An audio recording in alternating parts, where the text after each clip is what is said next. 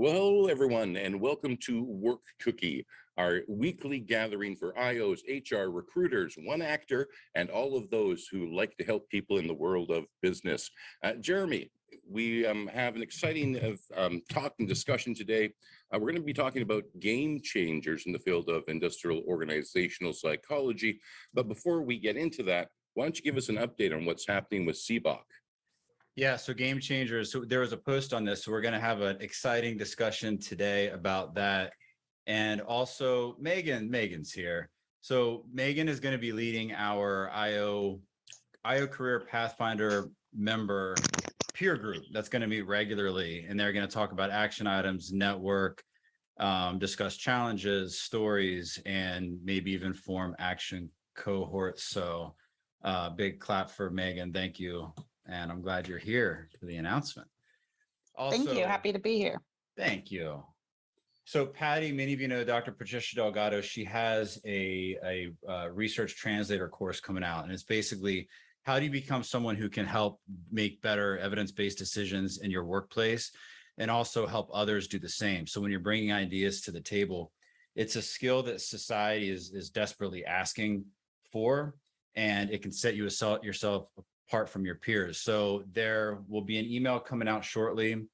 If you're not on the CBOC email list, get on that list. And also you can go to Bridgify group. And you can search for that online and you can learn more about that research translator course. There's a August cohort and a September cohort. And is Patty here today? Do I see her on the screen? I do not see her. She's not here. And there's two different levels too. So there's a basic and there's also an advanced. So I want to make everyone aware of that because that is a banger of a fantastic course. And getting right into it, yes. So game changers for the field of IO psychology. I guess let's start even in the chat, maybe. People start to list and like what would be an actual game changer, and where it's awesome. I'm seeing all these posts, especially I'm seeing a lot from CBOC, from Brittany, from Destiny, and from a lot of the people that are here today. And I think it's starting to hit this tipping point. I truly believe that in 5-10 years max, IO psychology is going to be a household name. And Brendan I got to go back to what Brendan Gretsch said about we need a movie with a really good actor, because something, yeah, yes, right, Tom. And we're going to probably talk about that today. So it's hitting a tipping point. And I saw a post. This is just interesting. I saw this just before I logged on today. Lubna Sharif, many of you know her. She made a post. So back in 1904, a gentleman by the last name of Brian, or the first name of Brian, it was supposed to be called individual organization and organizational psychology, but he made a typo and he didn't correct it, and he put industrial. So it just stayed, I guess, when he made this 1904 APA address. So I saw this post by Lubna, and I've never heard that before. So I thought that was pretty interesting because I was thinking about that just the other day. Tom, I'm going to turn it back over to you. Well, thanks very much, Jeremy. It's, game changers is really kind of interesting because it's hard to see change when you're in the middle of it, but everything is changing. The way people work is changing.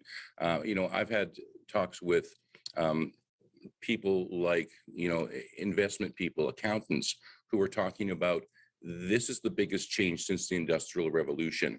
And it was starting to, all of the changes that we saw with the lockdown, the move towards flexible, remote, hybrid work, whatever you want to call it, that's been going on for 20 to 30 years, but not to the extent that we're really seeing it now. And I've heard discussion that we were always headed in this direction, but the pandemic and lockdown sort of sped things up over 10 years.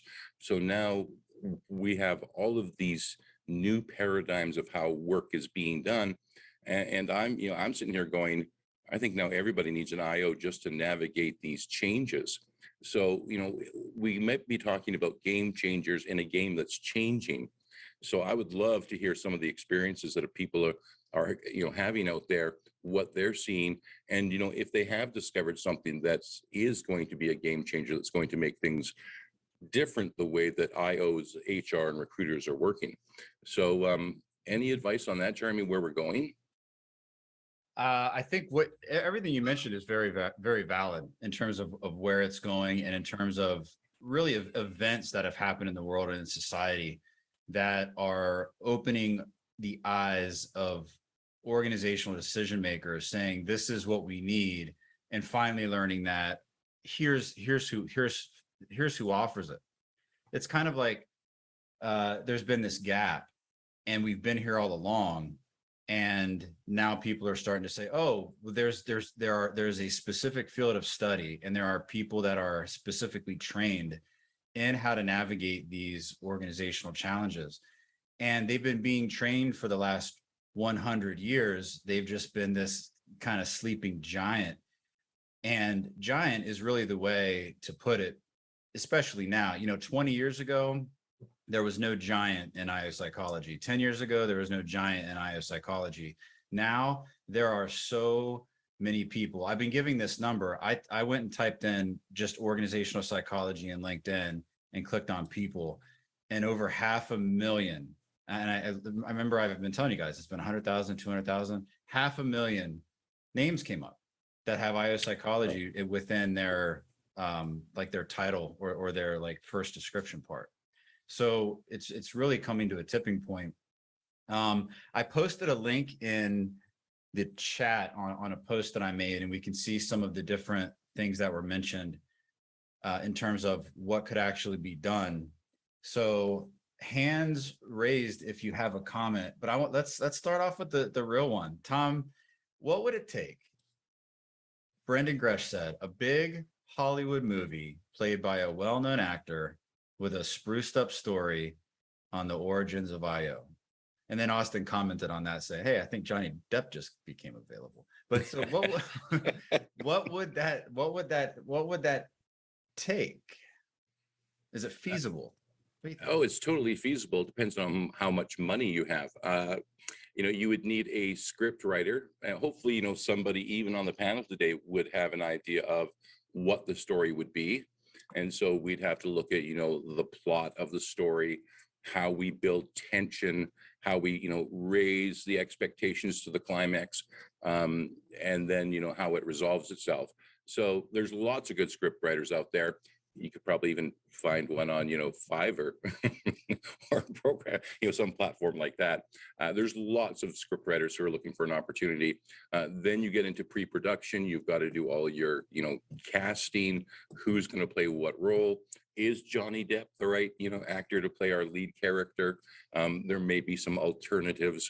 And then you've got to check their availability. You've got to, deal with agents and managers. And that's all just before you get to the set. Then you've got, work with the technicians. You've got to find your director of photography, who's going to be editing the film, because the editor really does put the story together. Then you've got to shoot the whole thing. Of course, then if you're shooting it, where are you shooting it? What are the locations? So there's a lot of work that goes into it. But is it doable? Yeah, it's totally doable. Think of the King's Speech. I always like to refer to the King's Speech because a lot of people will ask, well, you're a voice and speech coach. Exactly what do you do? Well, if you've seen the King's Speech with the character Lionel Loge, who's, the coach for the King of England, that's the very early start of the work that, that I'm doing today. There's a direct line, from me through the people I studied with to a woman by the name of Kristen Linklater, who studied with Iris Warren, who actually was an associate of Lionel Loge. So, all of those crazy exercises of rolling around on the floor or, doing certain humming exercises and breathing exercises. Yeah, I do all that stuff today. And so having a film like that showed what an IO does and how they're helpful, especially if the IO saves the day, that's the movie we want to see. So let's say, this podcast, the podcast, they're evergreen, they live in infamy.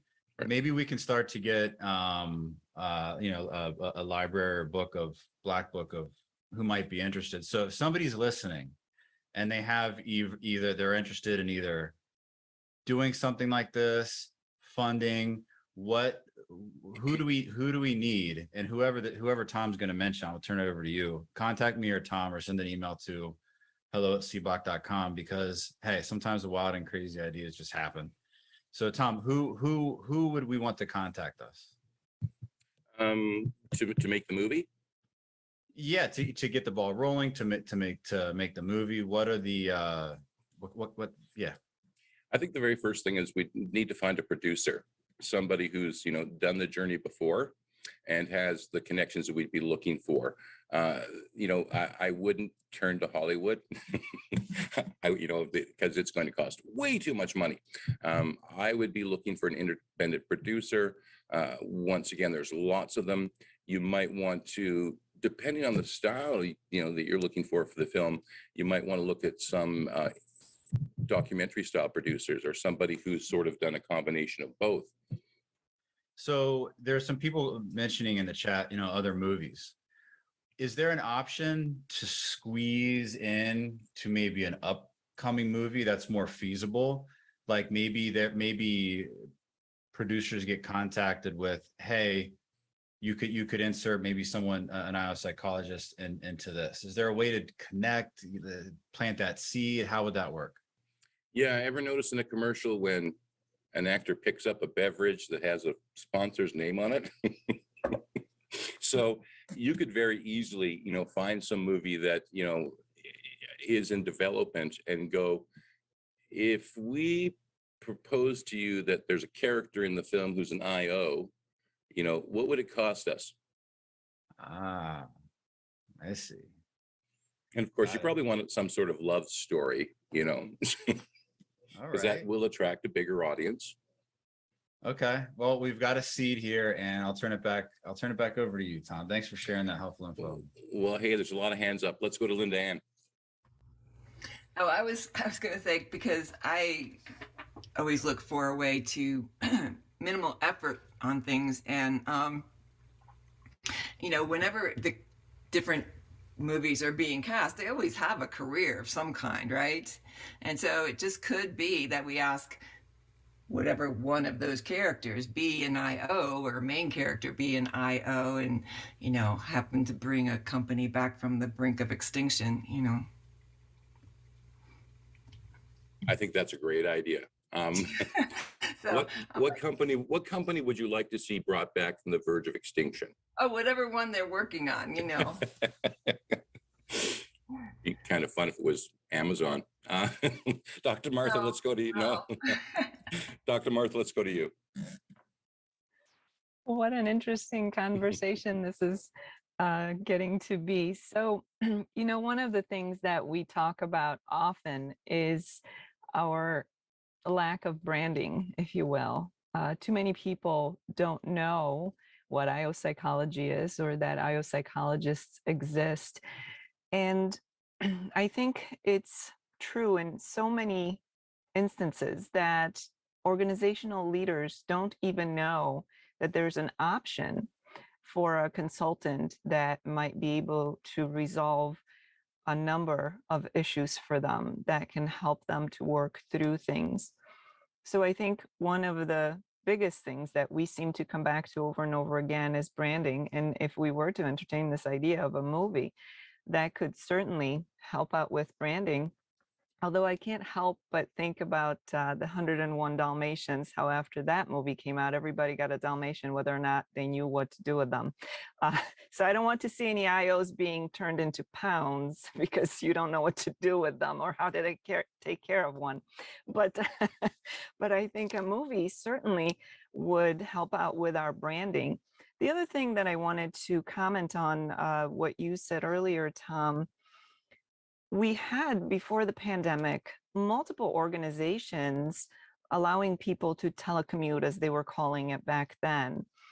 And not too long before the pandemic, some of those organizations started to reel that back in, because there were supposedly some studies that people are less productive when working from home, and this and that. But then the pandemic came about, and almost everybody was forced to work from home or not work. So as we're transitioning through all of these changes, there's no denying that there's so many changes that are happening right now. This is the prime time for IO psychologists to be most helpful to organizations. We've talked about the Great Resignation on a number of occasions here, and I believe that with so many changes, I think this is the case here. We're looking at the pendulum swinging from one extreme to the other. The pre-pandemic extreme was people working themselves to death, sometimes literally. And now the Great Resignation is people are quitting in masses, and I don't want to work, and I don't want to, I want to do my own thing, or whatever it is. So I think that there will come some kind of self-correction where we went from one extreme now to the other, but there has to be some kind of settling place somewhere in between.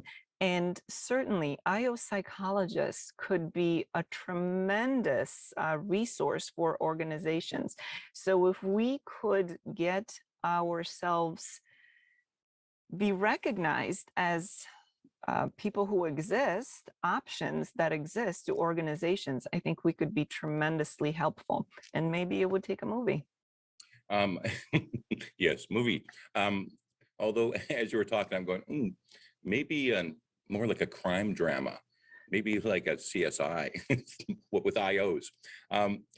As you're talking about change, is part of the issue we're seeing right now the fear of change, or that change is difficult? Because I'm seeing a lot of people, organizations want to move to something like the hybrid workforce, but it requires a manager to lead that change, and they don't know how to lead people if they're working remotely.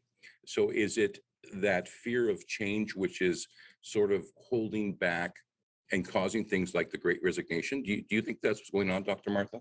Well, I think there are several things that come into play here. First of all, on an individual level, some people are simply more open and more comfortable with change than others.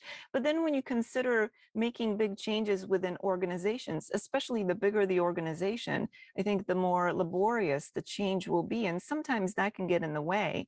And other times the managers who are required to now do things differently simply don't have the skills. And whether the organization is not offering any options for them to up their skills, or they're not being proactive and seeking out the skills on their own, right? We can't always expect the organization to provide all the education you will ever need. We are grown-ups with jobs. We should be able to seek out our own improvements and educational opportunities. So I think there's a number of things that comes into place. All right, Brendan, let's go to you. So I was late to the party. I'm assuming this was my whole comment that I made on LinkedIn about the movie idea where it came up. So where I originally got that idea from was the movie Moneyball, where once they started talking about data analytics on this large platform, now everyone does it in sports. So that's kind of where I saw that blow up. And I mean, it's happened all the time with other movies. I'm sure with Top Gun coming out, you've got thousands of kids who now want to go to school to be a naval fighter pilot, guaranteed, because I have a friend, and that's exactly why he went and did that, because of the original movie. So I wrote down a couple things because I didn't want to lose my train of thought about a lot of what has already been talked about. I think what we're doing as IO is that we're guilty of producing materials that are only for our own consumption as IOs. So in other words, drinking your own bathwater, because we're not producing things for the general public. We're producing things that is in circle and not getting out to the general public. So my ideas on that is we need to start getting newspaper articles in the New York Times and things along those lines, where somebody in IO has written that article. It gives a lot of information on that and the exposure from that. Beyond that, I know politically that there was a candidate running. I don't really want to get that far into it, but had a background in IO psychology, and there was some exposure there. So again, getting more people IO psychology into politics, that would also take care of it. Again, we have those skills, although we might have too much integrity for that. That's a whole nother topic of discussion. And we have talked a lot about like what we can do with HR. I was at an HR conference last week. They had a very big pitch for one of the schools, master's in IO and PhD in IO.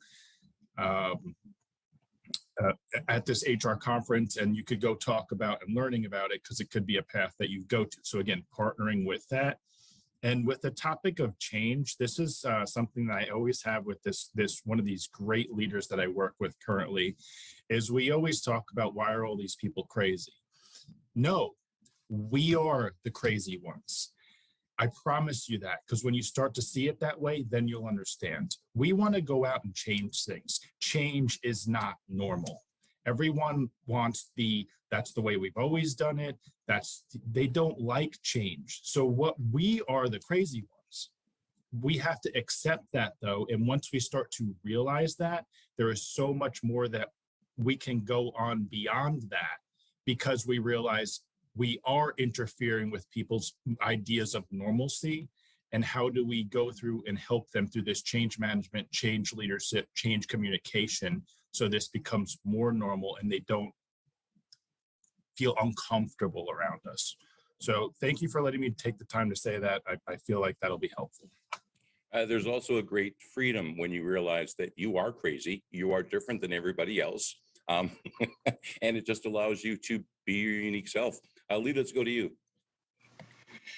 I think one thing we can take heart in is that the process has started, because look at the number of people who are here today, and the fact that the podcast keeps getting put out on LinkedIn, and there's new groups being started. There's more posts being put out there. There's more people commenting on those posts.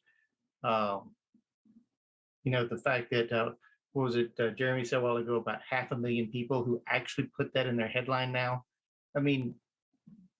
Just that. How many IOs out there don't have it in their headline because nobody knows what it is? And now that people are getting comfortable enough to put that, it is helping to spread that awareness.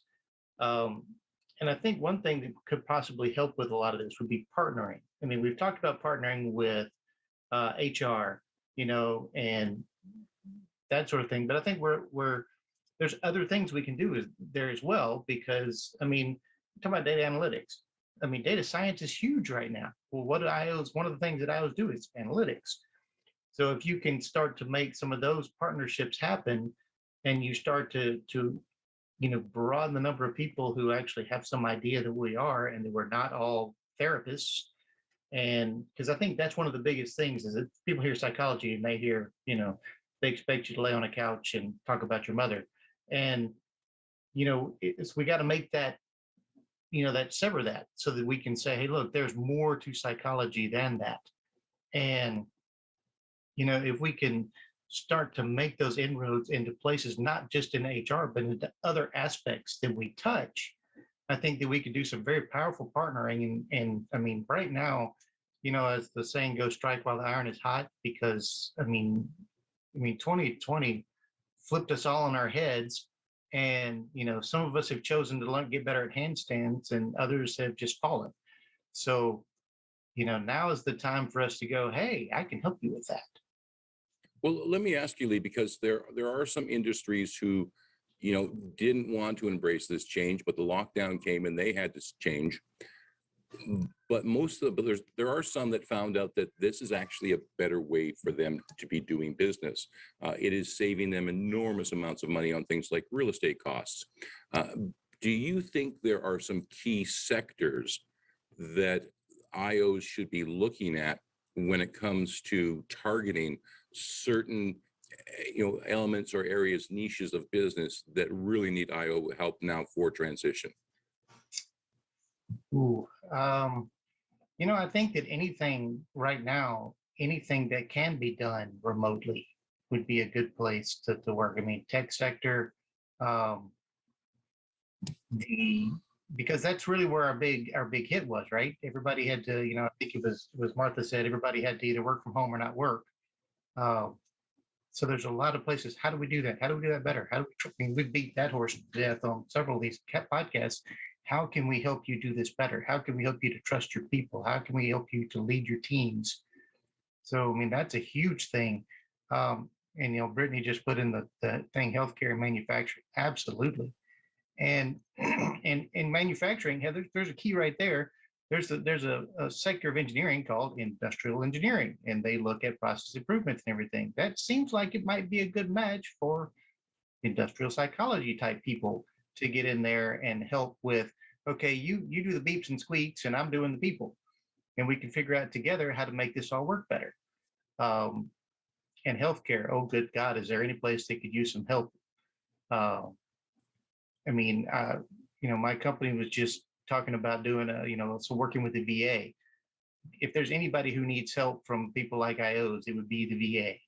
So, I mean, that I can't even answer that question effectively, Tom, because it's just too big. Yeah, it's well, it's nice to have a lot of choice. Brendan, let's go to you. So obviously now we are realistically in a recession, statistically, categorically speaking. So I'm going to start with do not let a good crisis go to waste. So where are the key areas where we're going to see that hit?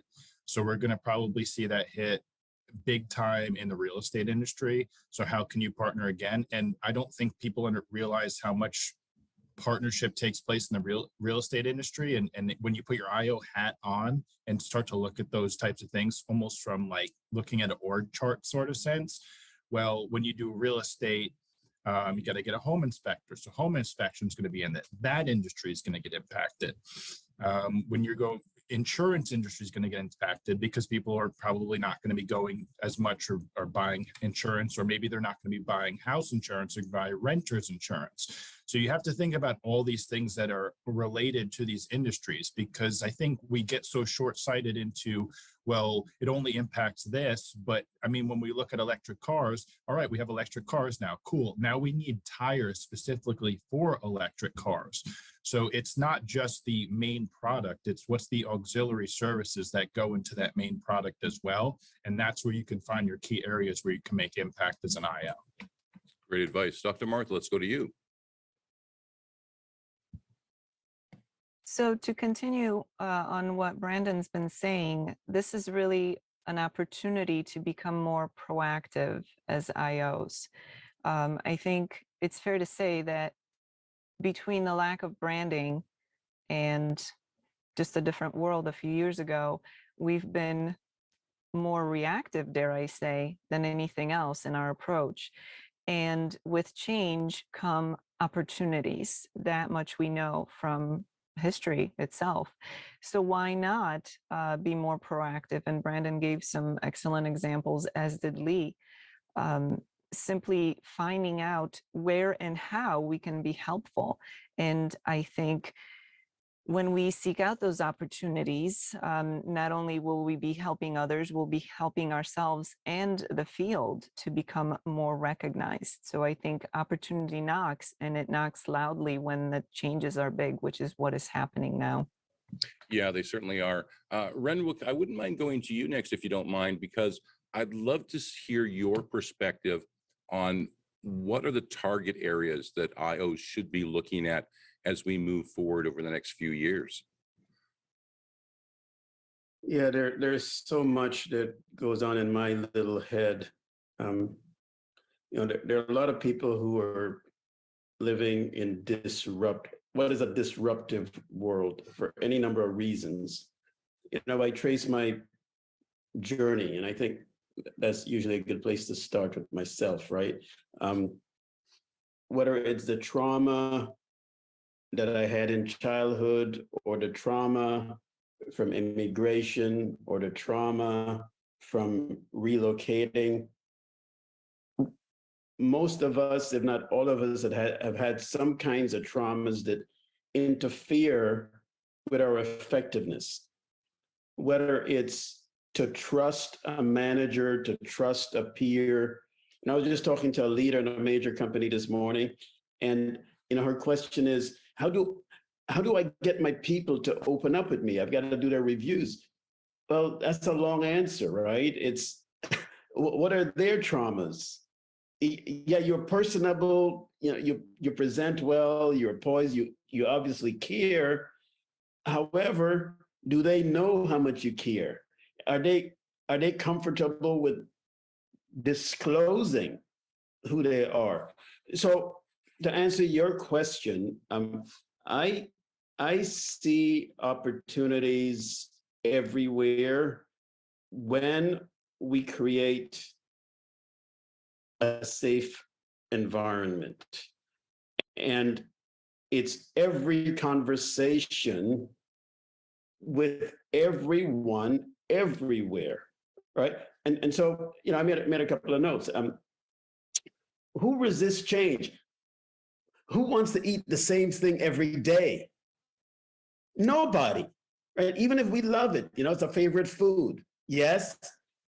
But at some point, whether it's a week or 2 weeks down the road, I had enough of it. Why? Because I want some variety. I want something interesting. I want to stretch my curiosity, right? I want to experience something different. And in the context of work, I I want less stress. I want more enjoyment. I want greater ease. I want to have something to celebrate at the end of the day, at the end of the week, at the end of the month. So when you present me with opportunities to change, I'm saying time out. How do I get relief from it? How do I get to enjoy the journey? How do I get to celebrate at some point? Help me see that. Don't tell me about change, because you know what? I've just sorted through the last month of all the changes from a month ago. I'm now coasting. I'm in a comfortable place. Now you're asking me to be disrupted again? No, no, no, no, no, no, no. I'm not signing up for that.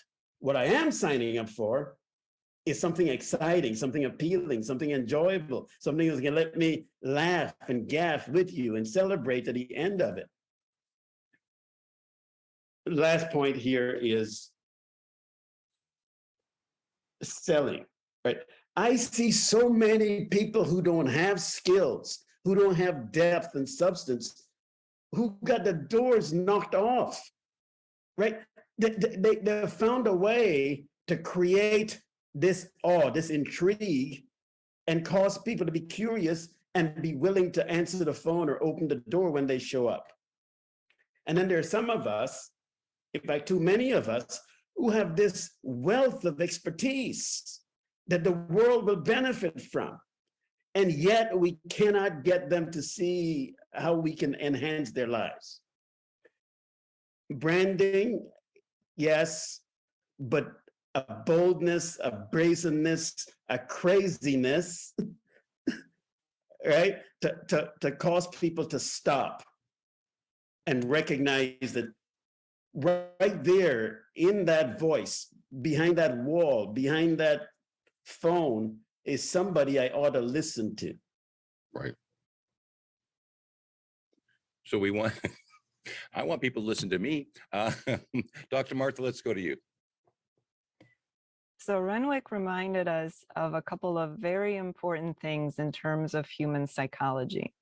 We as individuals want both certainty and uncertainty, both to some degree. We all like a nice, safe surprise, but we don't want the uncertainty of not knowing where we're going to sleep tonight. There's a fine balance, right? We like new and exciting things, even though we have that favorite meal, maybe after a week of eating it, we're ready for something new. So that is a basic truth about humanity. And as we're looking at change and we're trying to get these big organizations to change, I think it's important to remember that the leaders of those organizations and the individuals who work within those organizations are not just a collective unit as an organization, but they're individuals, and each one of them has a certain propensity for safety and for adventure, for change and for leaving things as they are. So I think as IO psychologists, it's one of our responsibilities, I might even say, to be the psychologists that we are and interact with the leaders of an organization with the understanding that they want both certainty and uncertainty, as all human beings do. And of course, it will vary from one person to the next, how much uncertainty you can stomach. Some people are more adventurous than others.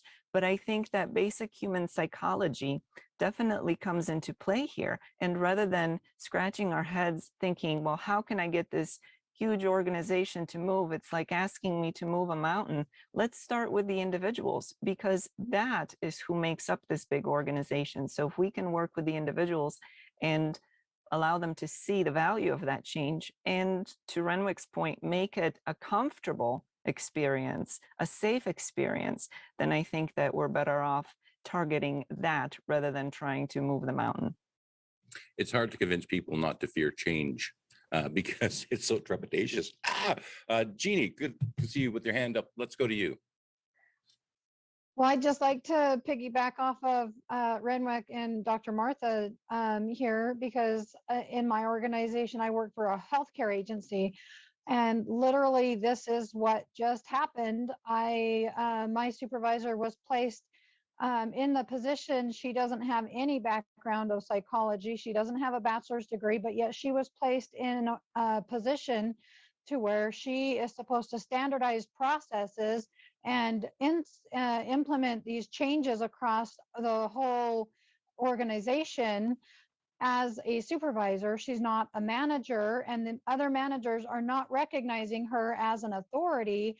And it is just a mess. And so I've been telling her, I just barely graduated with my master's.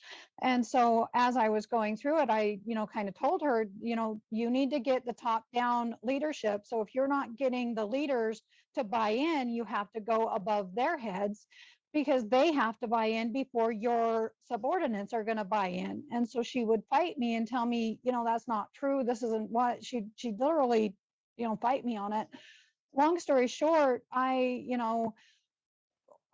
proposed going to the leadership and trying to implement change that way. And it's a very fine line, like Dr. Martha said, because I actually placed my position in jeopardy because I made my supervisor very insecure with my knowledge.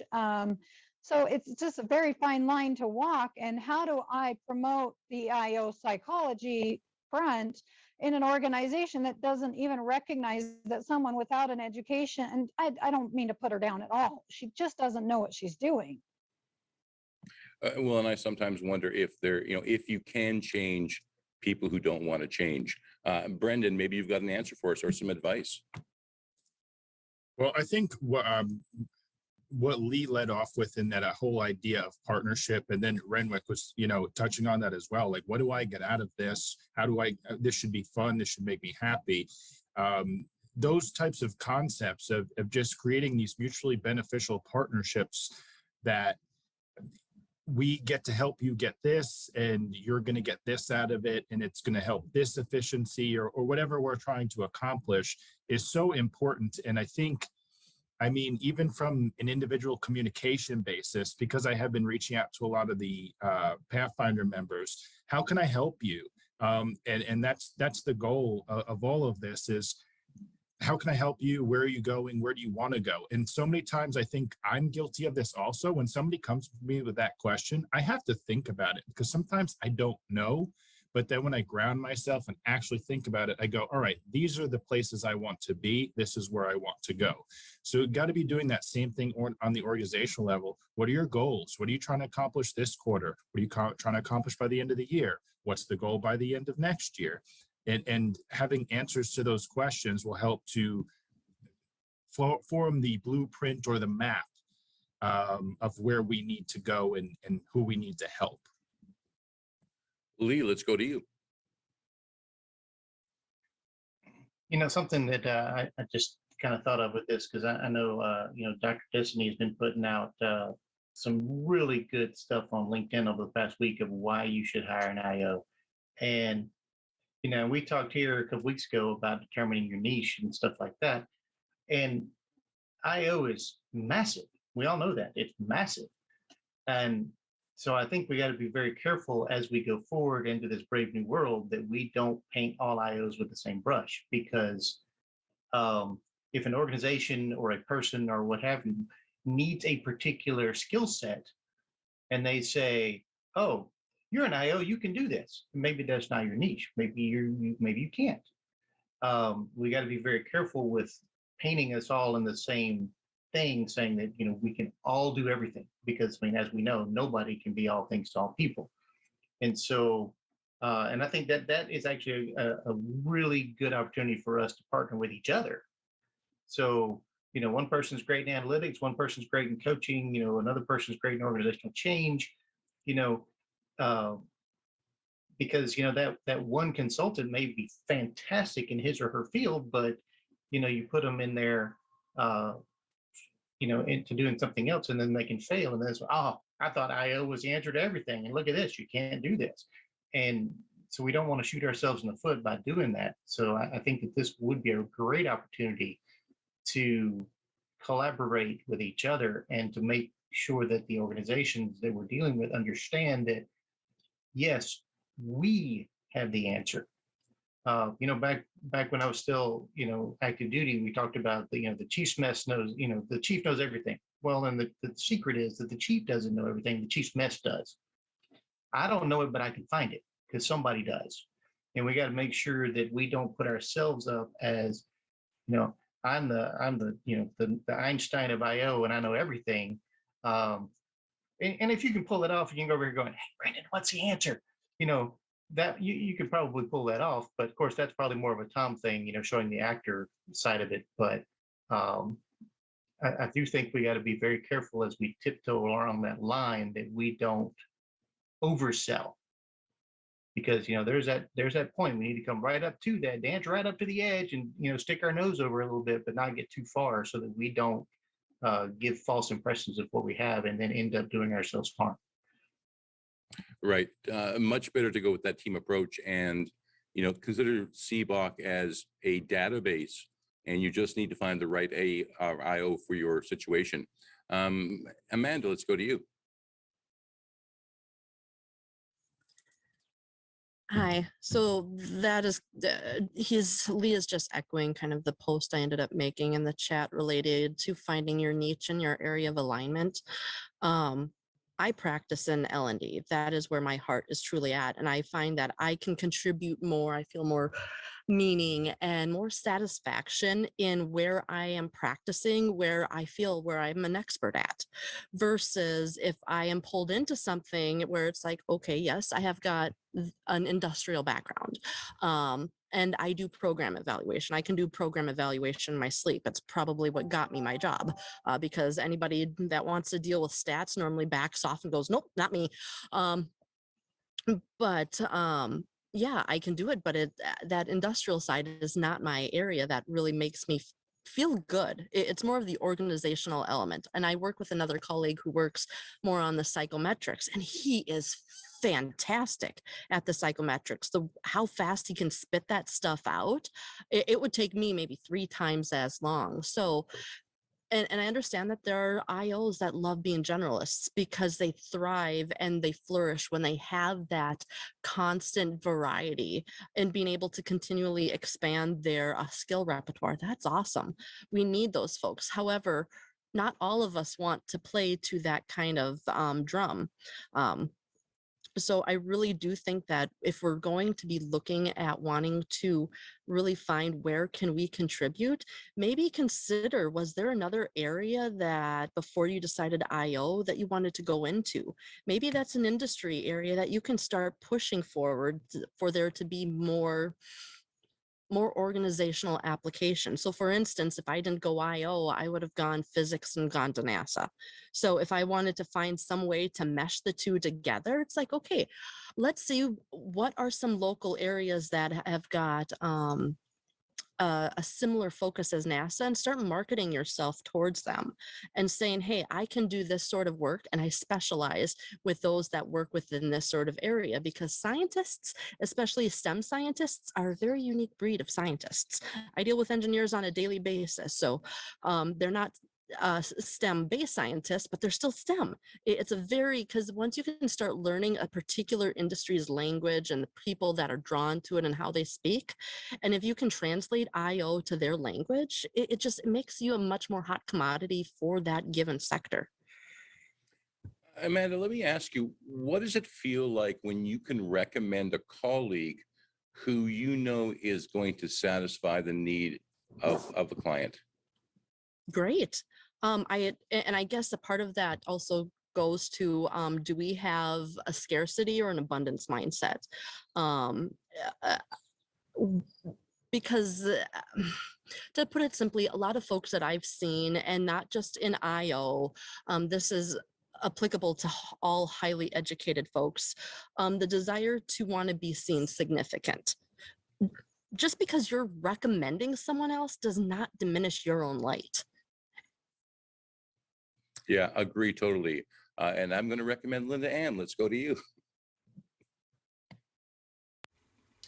Just to build on Lee and Amanda, one of the things that I think is a really important skill is to be able to find and use information and implement it appropriately. So when we're talking about people who, and be a real facilitator of that, rather than trying to have all the answers, right? And if you can position yourself to be someone who knows how to get the right person for the right task and have it be an excellent experience and an excellent result, that's far better than being, trying to figure it all out yourself and trying to be the end all be all in information. So I think if we facilitate using each other's strengths, then that really builds the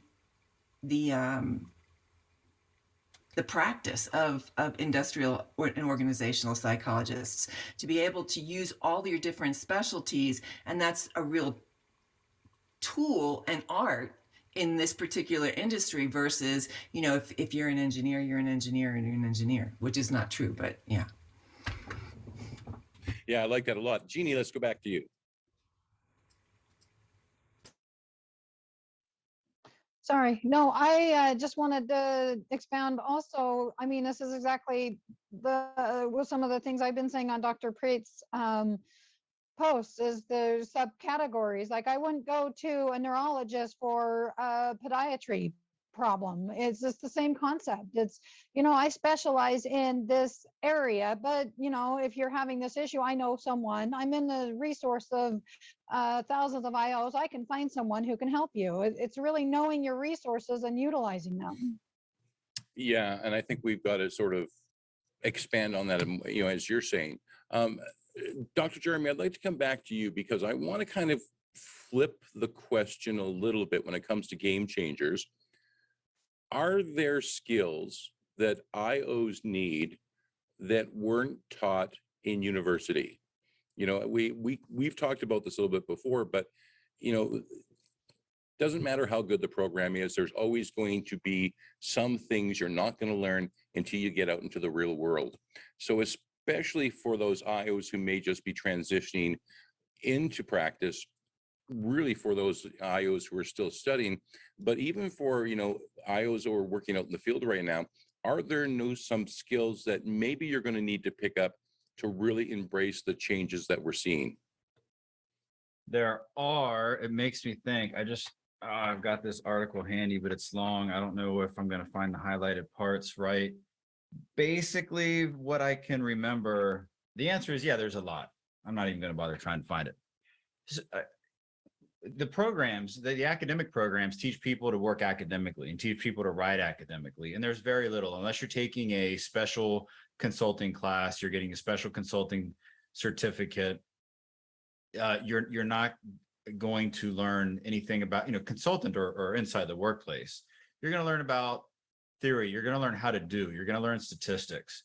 The thing that you're going to learn, you're going to learn case studies. You're going to learn a lot. You're going to learn what to do in these situations. The thing you're not going to learn is how to sell, which we are doing every day. If you go on a date, you're selling yourself, right? If you have to call your cable provider, You're selling your problem and you're selling your intended solution because that's what you want. We're selling every single day, all the time.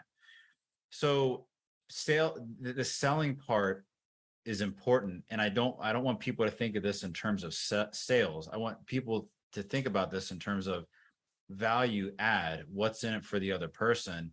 Organizational politics is not taught. Organizational politics is one of the biggest derailers of a lot of things, right? We've got the red tape, we've got the emotions, so there's a lot. I see, this is interesting because I see Destiny turned her camera on, so I think she's going to have something to say here, which I'm excited to hear, so I'm a little distracted. So what's not taught is basically dealing with multiple stakeholders in an organization. How do you work with different silos? How do you understand what more, I mean, it's almost excruciating. Well, I think it would be beneficial for IOs to learn more of the business side of things. And I think that would be helpful. Yes, that comes from experience. Yes, that comes from internships.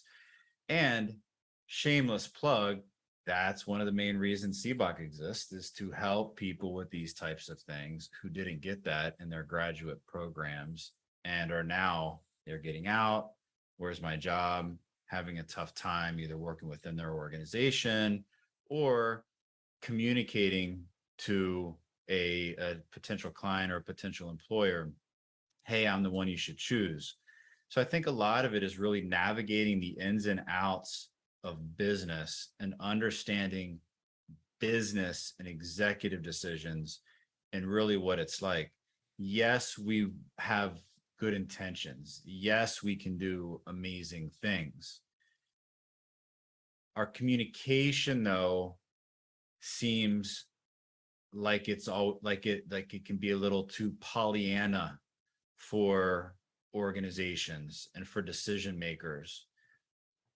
The word psychologist has been a huge derailer for such a long time. However, I think the word psychologist will be a huge point of leverage moving forward once we get over this hump.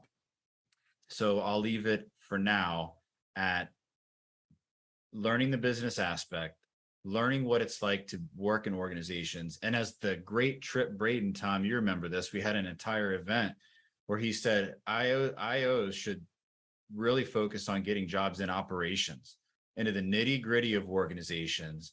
Don't worry about the IO part yet. Just go and work for a company for 3 to 5 years in operations, learn the ins and outs of business, learn the politics, then worry about, your dream career in IO, because you'll be much better poised. You'll be much better at what you do. Tom, back to you. Well, let me have a little bit of a follow-up here, because all right, back to me. is it wrong if I assume because people are coming out with IO degrees that they've got great soft or people skills? Or am I totally wrong on that there's no training in the programs on, communication or, those softer people skills that you really do need in industry? Not that I recall. I don't recall those. It's not like it's far from any kind of degree in counseling, right? So with a degree in counseling, you learn all of that. You learn everything from how to, how much disclosure. You even learn how attractiveness fits in with the therapy in terms of how well you're going to match with the client. Like those are things that you actually learn. So you learn everything about what's going to happen, the communication aspect and the interaction and the dynamic and anything that has to do with really two people. So, right. But we're not, we're far from counselors and we're far from therapy, and we should always refer out to that kind of thing. So in terms of communication, I mean, I've noticed that we are great communicators for the most part. A lot of the IOs that I've spoken with, yes, there are some people where they need some help in the communication area, the presentation area. But I will say, for a field of lots of very smart people with very good intentions who are interested in things like data and analytics, who are interested in things like research, who are able to strategize, who are able to take organizations to a place better than where they're headed. I will say that for that, you would expect us to be, uninteresting, nose in the books, unable to communicate. And that's not us. Just look at us here, all we are here today. So I would say not as much as one would think from a science type of field. But again, that's a stigma, that's a stereotype, that is a representative heuristic of, people that have their nose in the books all the time. But I would say overall, I think we're pretty good communicators. Well, Dr. Martha, let's go to you. You're not boring, right? What are you talking about, Dr. Jeremy? Not interesting. We're as interesting as it gets, people. Embrace it, love it. But seriously, I think this isn't limited to IOs. A lot of people coming out of school with a lot of types of degrees are not prepared for the real world. We have concepts and theories and things that we learned that were necessary to say that we specialize in something. But when it comes to real world, that's lacking.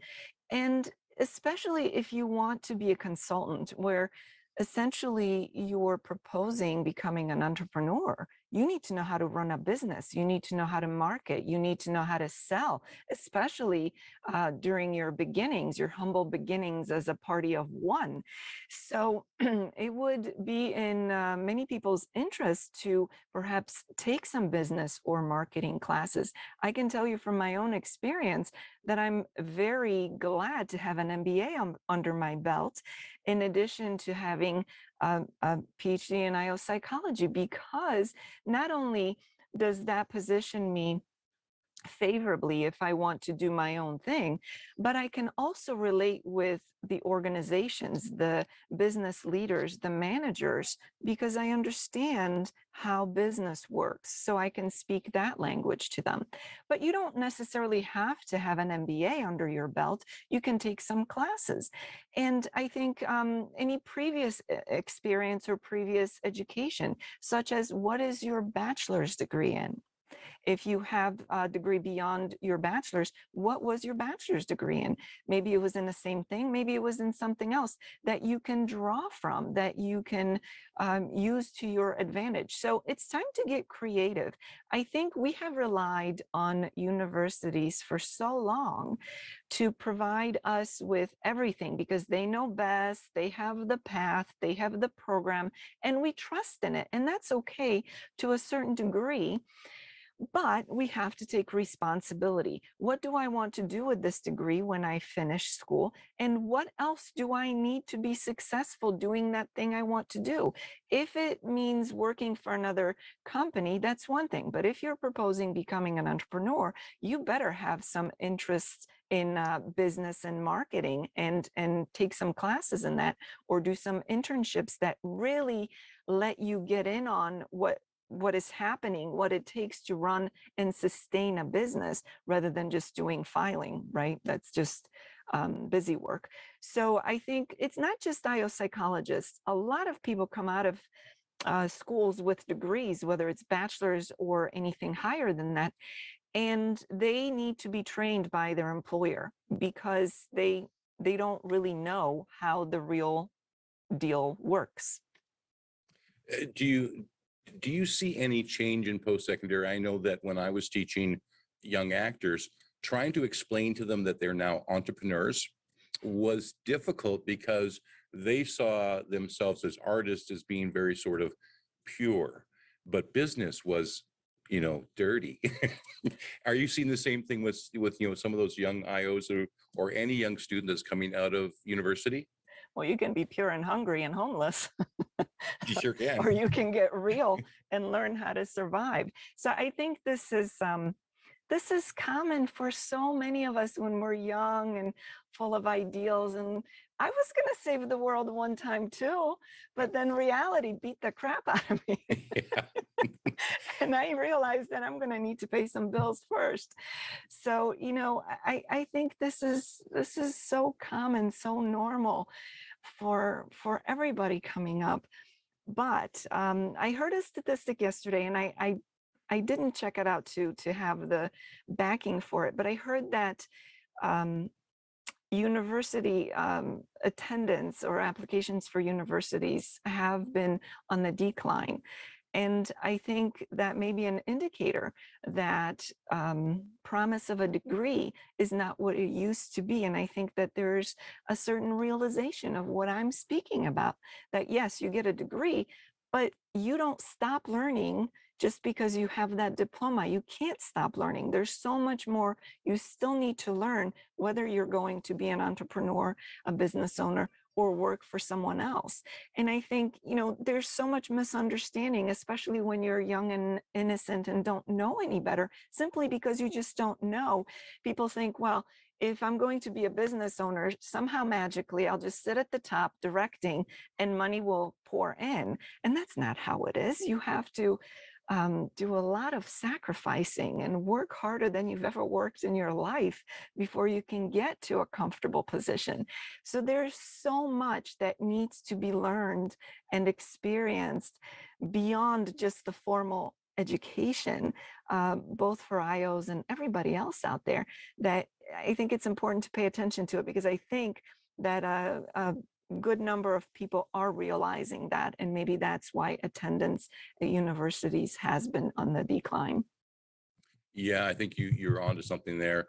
Unfortunately, Jeremy, we are out of time. We could continue this discussion, I'm sure, for another hour. But what are we going to talk about next week?